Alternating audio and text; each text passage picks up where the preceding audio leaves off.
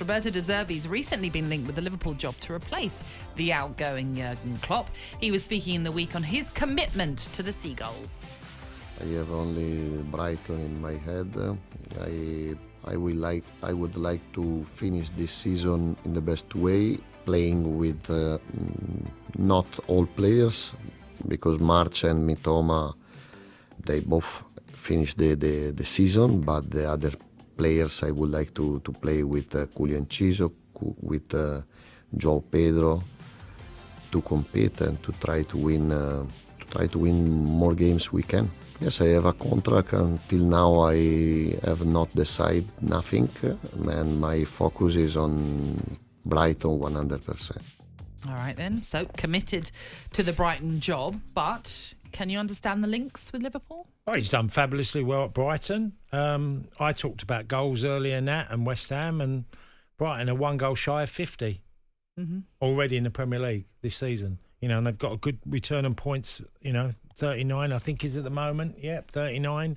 And they play exciting brand of football. And like he said, Mitoma being out to the end, well, I think it's the end of the season. He's lost Solly March. Big blow, attacking. We haven't really seen the emergence of Ferguson in the second part of the season so far, but there's a lot of really good things that have happened at that football club this season. On their day, they can hurt nearly everyone. I watched them against Liverpool, and some of their play was just devastating, just countering really, really with great pace. Can you see him being at Liverpool? I don't know if it's just too early for that type of job. He's a guy with incredible enthusiasm. He's got a little bit of feistiness in him where you see he's over-emotional. So I see that link. I just don't see that as the next move. I think they'll go, if anything, a little bit more pragmatic, but with still playing, that typical coach. I think Alonso is the standout candidate.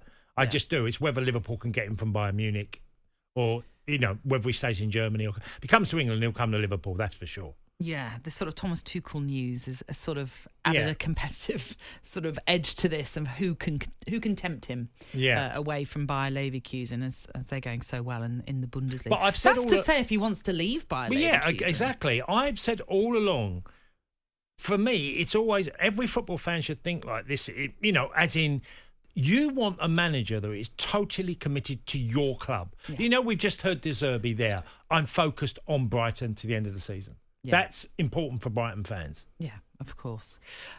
We mentioned Liverpool. They are, of course, heading to Nottingham Forest this afternoon, looking to extend their lead at the top of the table. You'd think welcoming Liverpool to your ground would be a daunting task, but not the case for Forest, who are, Cass, unbeaten in their last 13 top-flight encounters when they have hosted Liverpool. Does that worry you?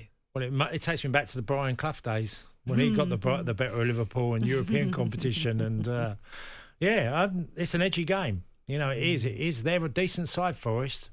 I don't know if Ewonye's fit, which is a big plus if he is for them.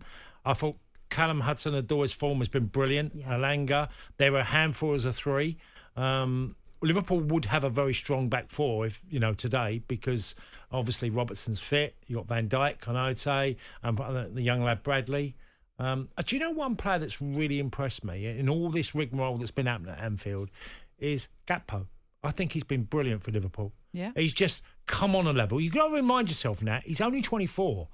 Sometimes you think of players that think they've been around the block. He's come on leaps and bounds this season. What's he shown? Well, he's just grown. As Liverpool have got better and his performances, he's dropping into different positions. He's getting goals more regular. And he's never, ever going to be a complete, potent goal scorer. But his play in the build-up has been really good as well.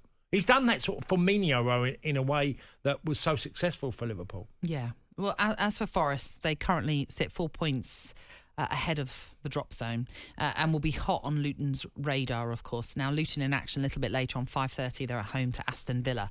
Now, we know there are allegations of breaching FFP rules for Forest, which could result in a points deduction, which would be potentially seriously detrimental to their chances of staying up.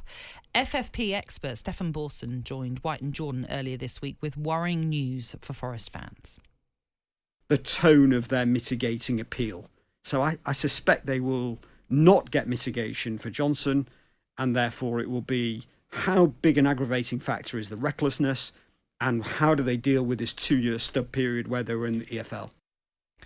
Okay, so he is suggesting that there could be a points deduction on the way for Forest, and as I mentioned, Cass, with their predicament already, it's quite worrying, isn't it, to be heading into this end of the season, shall we say, still not quite knowing where you're at. And let's not forget, if they were to get a points deduction, they can appeal it, and that appeal is going to be heard after the season ends. Yeah. I did hear that interview in midweek, and it took me back, Nat, when we were sitting on air and we were talking, and it became a bit of a joke of how many players Nottingham Forest have signed in the summer, and it got to about 23. Right. And I kept thinking, how does this work? You know, there was either two reasons. FFP was completely irrelevant. You know, that didn't exist. There were no financial play anymore, a fair play. Or clubs are just being negligent and going and throwing the kitchen sink and thinking, well, we'll deal with that later. Because if you look at all the clubs, Everton certainly were guilty of, spending lots and lots of money over a period of time and being quite reckless. Forest definitely. And you saw what happened with Chelsea, you know, the money that they've spent. And all of these clubs have ended up in this position where they've been scrutinised about their spending and what they've done in certain years.